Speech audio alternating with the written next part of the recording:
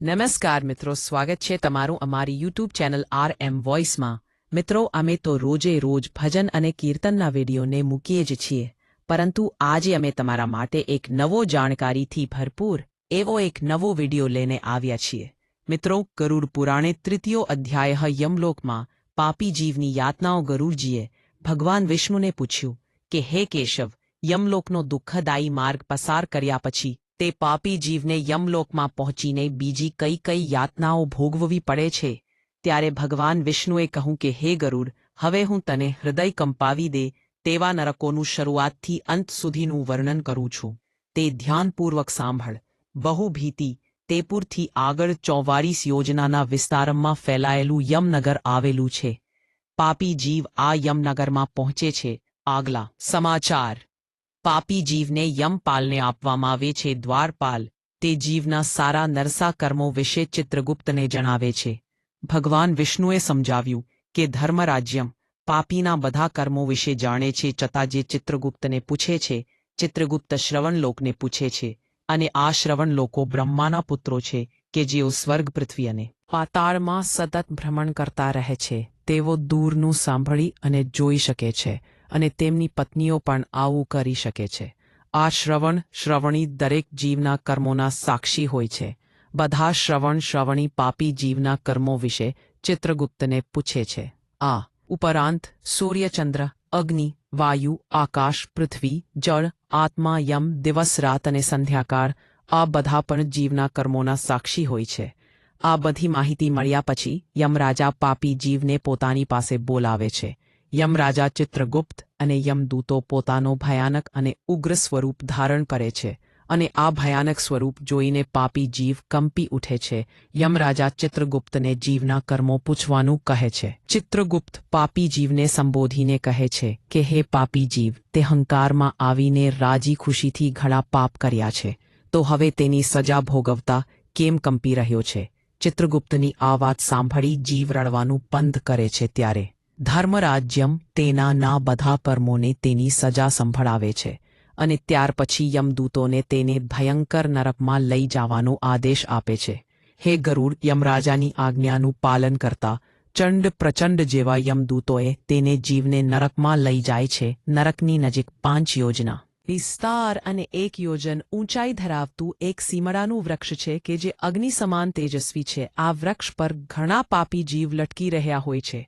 યમદૂતો પાપી જીવને સાંકળથી બાંધીને આ વૃક્ષ પર લટકાવીને લોખંડના શસ્ત્રોથી માર મારે છે। જીવ રડે છે અને કરગરવા છતાં તેની વાત સાંભળવામાં આવતી નથી। મારથી બેહોશ થઈ જાય છે અને પછી તે નીચે પડે છે ત્યારે વૃક્ષના પાંદડા તેના શરીરને ઘાયલ કરે છે અને કૂતરાઓ તેને કરડીને ખાય છે। જ્યારે જીવ જોર જોરથી બૂમો પાડે છે ત્યારે યમદૂતો તેના મોઢામાં માટી ભરી દે છે। કેટલાક પાપી જીવોને કરવતથી વહારવામાં આવે છે, કેટલાકના કુહાડીથી ટુકડા કરવામાં આવે છે, કેટલાકના અગ્નિમાં શેકવામાં આવે છે, કેટલાકના ઘી તેલમાં તળવામાં આવે છે, માર્ગ પર નાખી દેવામાં આવે છે, કેટલાકને કૂવામાં અને પર્વત પરથી ગબ્બડાવવામાં આવે છે, સમને કીડાઓથી ભરેલા કુંડમાં નાખવામાં આવે કે જ્યાં તેઓ સતત પીડાય છે। જ્યારે જીવાયાતનાઓ ભોગવી રહી હોય છે ત્યારે તેના લેણદારો ત્યાં આવી પહોંચે છે અને પોતાનું લેણું માંગે છે। યમદૂતો તે જીવના દેહમાંથી માંસ કાઢીને લેણદારોને આપે છે। હે ગરુડ, એવા કુલચો નરકો છે કે જેમાં યમદૂતો રહે છે અને પાપી જીવને જુદી જુદી યાતનાઓ આપે છે। અંતે પાપી જીવ મનુષ્ય કરતાં પણ નીચી યોનિમાં જન્મ લઈને ત્યાં પણ દુઃખો ભોગવે છે। આ બધી યાતનાઓ ભોગવીને જ્યારે તે જીવ શુદ્ધ થાય છે ત્યારે જ તેને ફરીથી મનુષ્ય દેહ ધારણ કરવાનો અવસર મળે છે।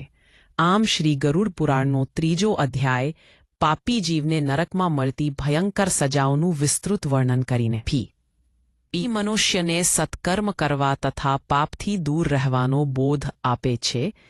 તે શ્રી ગરુડ પુરાણે 3યો અધ્યાય તો બોલીએ।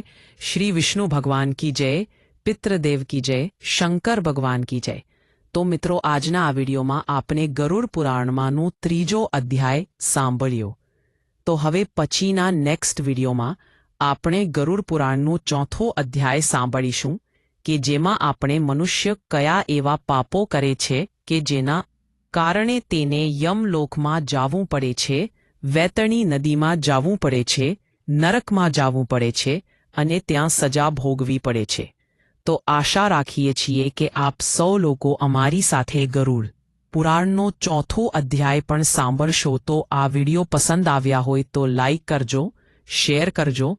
અમારી ચેનલમાં નવા હોય તો સબસ્ક્રાઇબ કરવાનું ભૂલતા નહીં કે જેથી કરીને આવા જ અવનવા વિડિયો આપ સૌને મળતા રહે. તો આ સાથે હવે મને રજા આપો. મળીશું ફરીથી એક નવા વિડિયોમાં. ત્યાં સુધી આપ સૌ લોકોને અમારી ચેનલના જય શ્રી કૃષ્ણ. ધન્યવાદ. મારી સાથે જોડાઈ રહેવા બદલ આપ સૌ લોકોનો ખૂબ ખૂબ આભાર.